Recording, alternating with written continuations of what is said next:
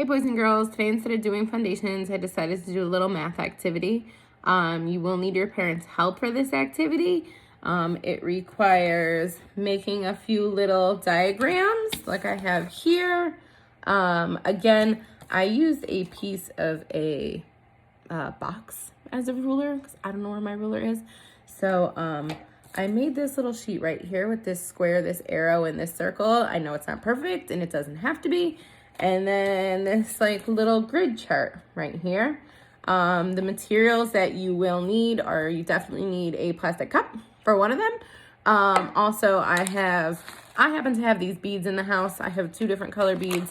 I also have these foam pieces. I have these little pom-poms. You can use things from around the house. If you have cotton balls, you can use cotton balls, Q-tips, different kinds of cereal. If you have Cheerios or those little puff things that babies eat, really anything you can think of, get creative. You can take the newspaper and cut out little circles. You can cut out little circles from a tissue box or any piece of cardboard.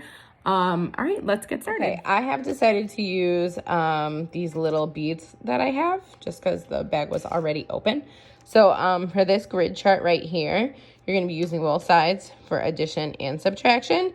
So let's say we're going to do something easy like it was 3 plus 2. So I have 3 yellow and 2 green.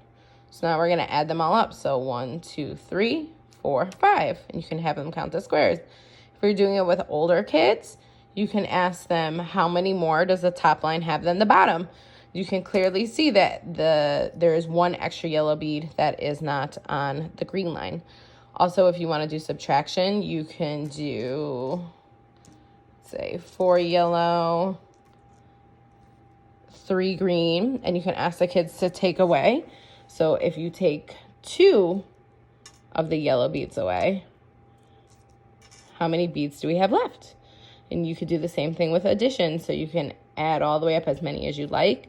You can have the kids compare and contrast. How many more green beads are there than yellow beads? Mind you, a lot of this may be for my older kids that were getting ready to graduate at the end of this year. My new 3-year-olds, I would practice counting and patterning. You can also turn this into a pattern sheet if you'd like. Help your kids make the first pattern. So you can make a pattern like this. You know, the pattern is yellow, green, yellow, green, yellow, green. Have the kids make their own pattern on the line below. You can also make the patterns a little more complex if that seems easy. You can do yellow, yellow, green, yellow, yellow, green. So this is called an ABBA pattern because of the 2 colors that are repeating. Then you can ask your kid to make their own colored one on the bottom or copy the same one as you or continue onto yours. Ask them what comes next. What comes after this green bead? Is it 2 yellows or is it 1 green? Like I said, get creative. If you don't have the materials at home, that's fine. I'm sure you have something that the kids can use to make patterns. Like I said, cotton balls, Q-tips, Cheerios, cornflakes, you know, whatever you have, crackers. So this is just a little basic sheet, you know, very easy to make. Like I said, I use the top of a cereal box. I know they're not even, but you can make them even. The other sheet that I do have is this one right here. This one works a little bit better when it is subtraction. So you can have the kids, you know, let's say they put, so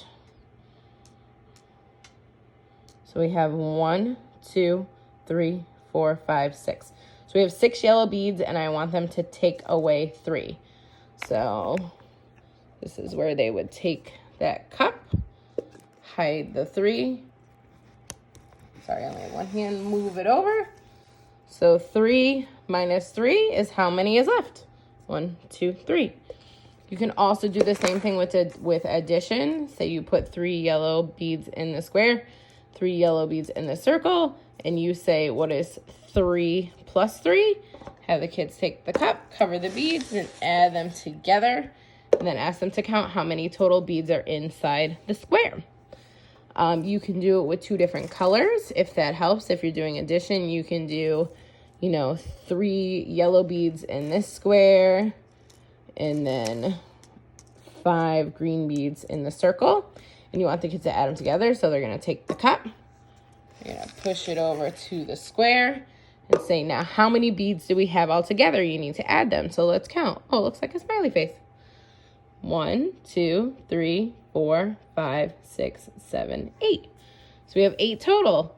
If we have 8 total beads and we want to take 1, 2, 3, 4, 5, 6 of them away, we're going to cover 6 beads and we're going to push it out of the square. How many beads do we have left? 1, 2. All right, guys. If you need any help with anything or you have any questions, please let me know.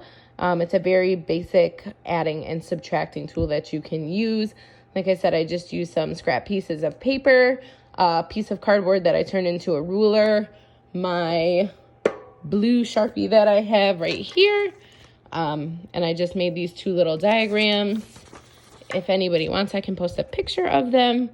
Very straightforward for addition and subtracting.